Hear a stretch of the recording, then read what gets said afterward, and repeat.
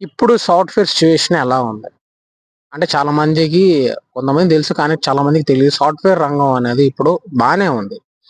ఇప్పుడు ఎందుకంటే చాలా మంది లే ఆఫ్స్ అవుతున్నాయి. అంటే అమెరికా నుంచి అన్ని కంట్రీస్‌లో లే ఆఫ్స్ అంటే ఉద్యోగాలనేవి తీసేస్తున్నారు. వాళ్ళు ఎంత తోపుగాళ్ళైనా సరే.